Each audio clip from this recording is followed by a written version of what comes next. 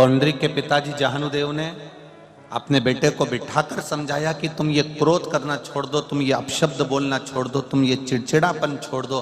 पर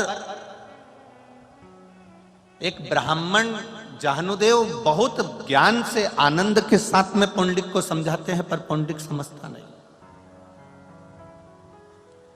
समय रहते जो अपने माता पिता से नहीं समझा, समय रहते जो अपने गुरु से नहीं समझा, समय रहते जो अपने शिक्षक से नहीं समझा, समय रहते जो अपने बड़ों से नहीं समझा, फिर उसको समय का थपेड़ा जब पड़ता है तो अपने आप समझा देता है।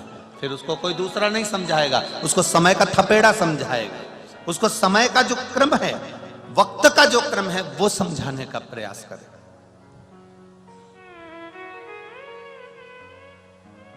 एक दिन पुंडलिक की माताजी सत्यवती जी अपने पति जाहनुदेव के साथ में विराजमान थी।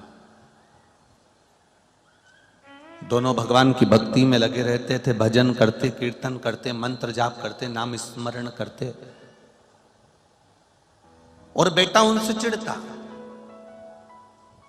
क्या लगे रहते हो ये तुम दिन भर, क्यों ऐसा काम करते रहते हो दिन भर।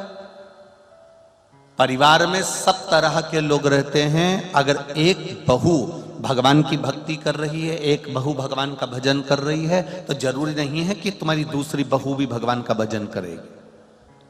कोई जरूरी नहीं कि तुम्हारा एक बेटा अगर भगवान के भजन में लगा है, एक बेटा मंदिर जा रहा है, एक बेटा भगवान का भजन कर रहा है, तो दूसरा बेटा भी भजन करेगा। ये पक्का नहीं हो सकता हो।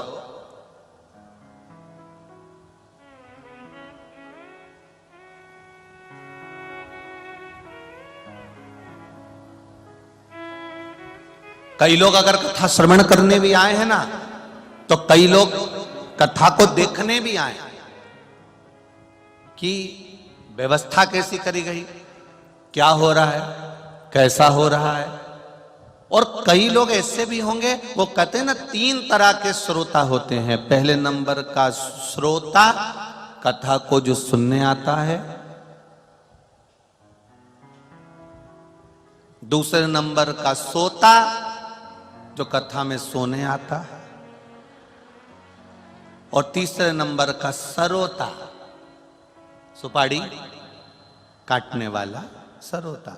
ये 3 तरह के श्रोता होते हैं। पहले नंबर का होता है श्रोता, जो केवल कथा सुनने आया, उसे कोई मतलब नहीं क्या हो रहा है, क्या नहीं हो रहा है, क्या हो रहा है, क्या नहीं हो रहा, उसे कोई मतलब नहीं है। वो केवल कथा को सुनने के लिए आया है। उसको तो भगवान की भक्ति करना है, भजन करना है, मंत्र जाप करना है, स्मरण करना है, कीर्तन करना है। 3 घंटा भगवान की अविरल भक्ति को प्राप्त करना है।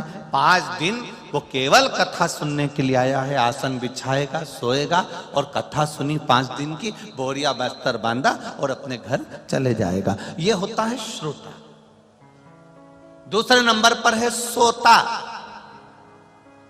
वो कथा में आकर बैठेगा, थोड़ी देर उसका चित्त कथा में लगेगा, उसके बाद में बस सिर पे पल्लू वल्लू रख के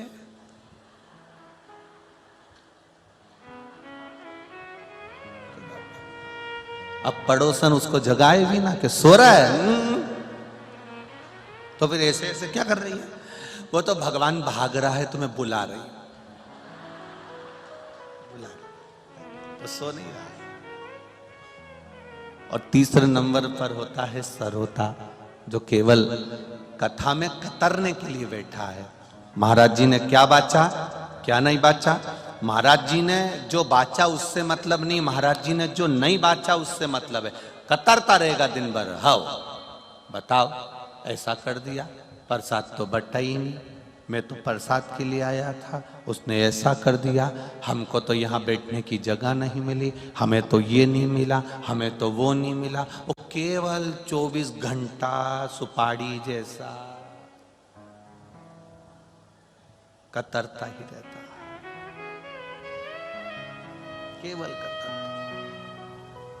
पर मेरा विश्वास कहता है, शिव महापुराण की कथा सुनने वाला ना तो सरोता है ना सोता है, वो केवल श्रोता है जो कथा को सुन रहा हो।